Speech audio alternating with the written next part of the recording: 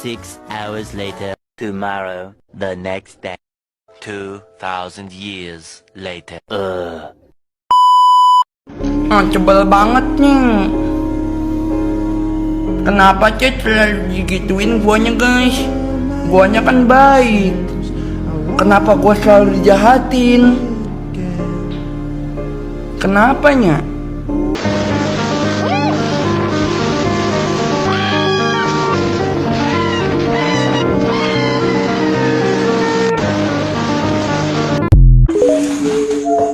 Saya beri batas waktu sampai jam 12 malam.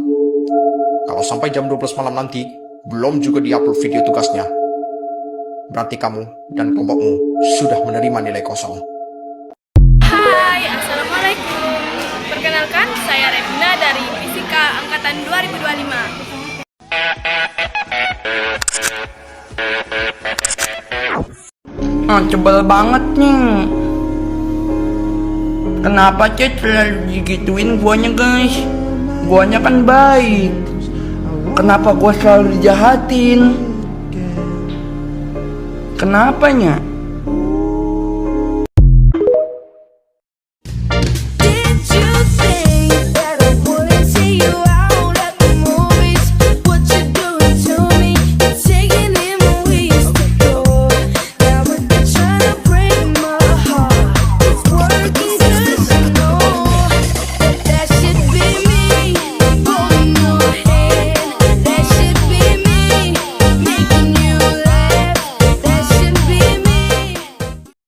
Saya akan menjelaskan tentang organisasi, pengalaman organisasi, dan alasan saya masuk BEM KM MIPA Universitas Sriwijaya.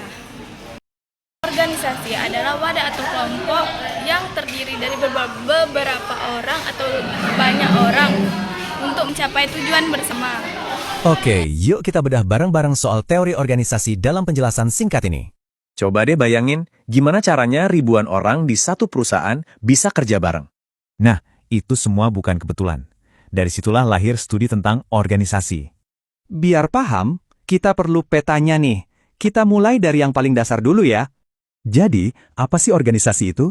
Intinya, ini adalah satuan sosial dengan dua elemen kunci. Dua elemen itu, pola tertentu dan tujuan bersama. Jadi bukan asal kumpul-kumpul aja.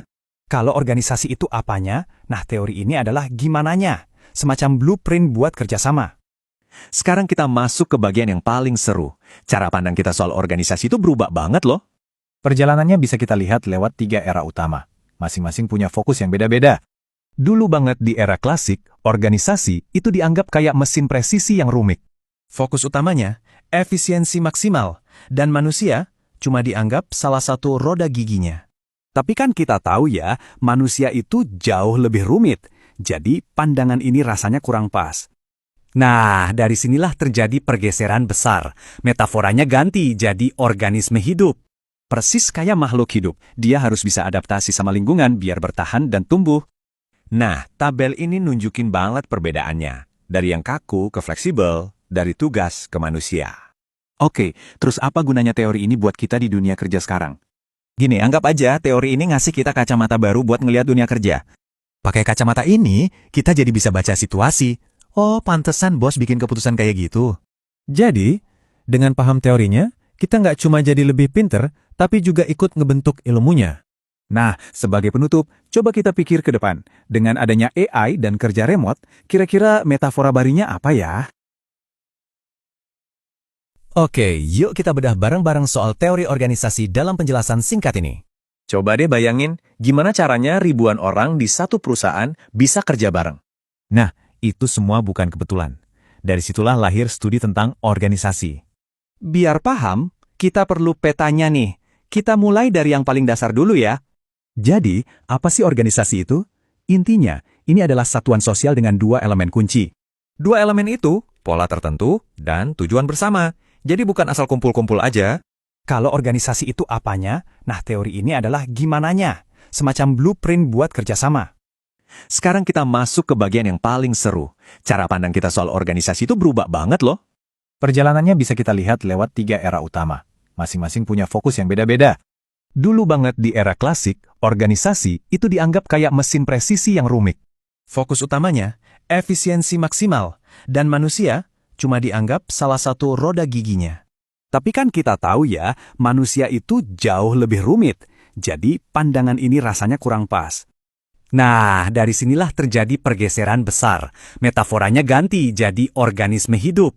Persis kayak makhluk hidup, dia harus bisa adaptasi sama lingkungan biar bertahan dan tumbuh. Nah, tabel ini nunjukin banget perbedaannya. Dari yang kaku ke fleksibel, dari tugas ke manusia. Oke, terus apa gunanya teori ini buat kita di dunia kerja sekarang? Gini, anggap aja teori ini ngasih kita kacamata baru buat ngelihat dunia kerja. Pakai kacamata ini, kita jadi bisa baca situasi.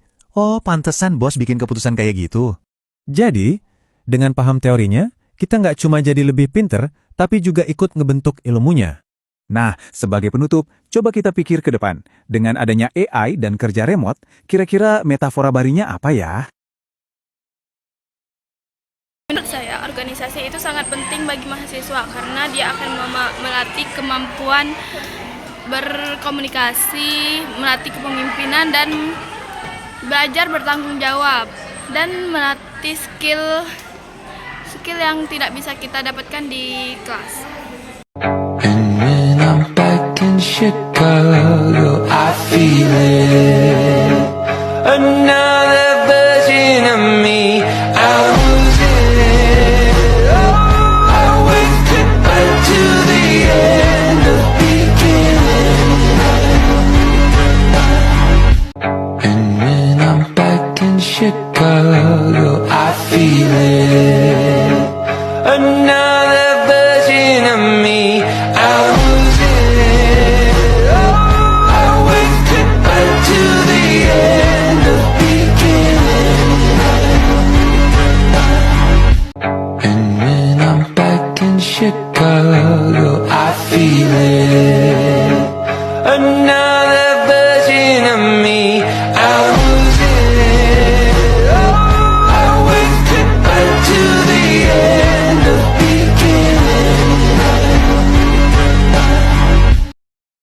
Dalam organisasi, mahasiswa tidak hanya menjadi peserta, tetapi juga dapat menjadi penggerak perubahan yang memberi dampak positif bagi lingkungan sekitar.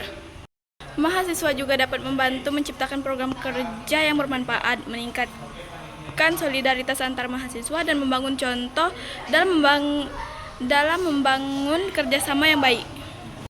Ini saya mempunyai pengalaman berorganisasi. Lihat video berikut. Sejuk wangimu tersisa di sela-sela baju hangatku. Terakhir kali kita bicara. Dalam pengalaman tersebut, saya belajar bahwa bekerja sama dengan banyak orang tidak selalu mudah.